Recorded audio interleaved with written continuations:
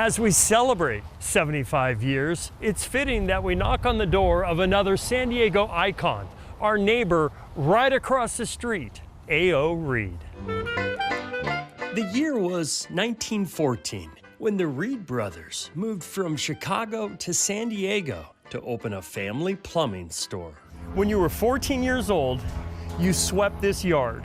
That was my job, yes, sweeping the yard every week, all week. Steve Andrade is now the CEO of A.O. Reed, one of the most reputable mechanical contracting companies in the country.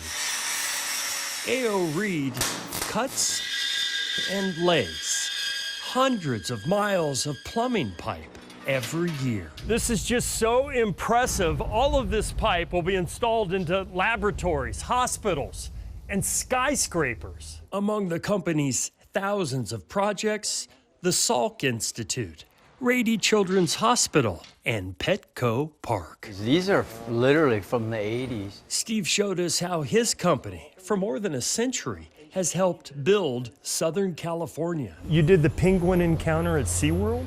Yeah, I worked on it personally. And the shark encounter. I worked on both of those. Still got all your fingers? Yep. Steve has plenty of hands to help him in his sheet metal shop that fabricates millions of pounds of ductwork every year. I was just told that this shop created the biggest duct piece in the history of the world. That's correct. Dan Jordison started working here when he was 18.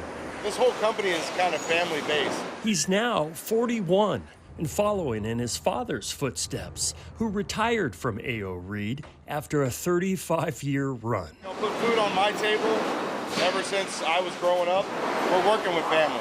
Whether it's plumbing, heating, ventilation, or air conditioning. He's making that spiral ductwork here that goes all over Southern California.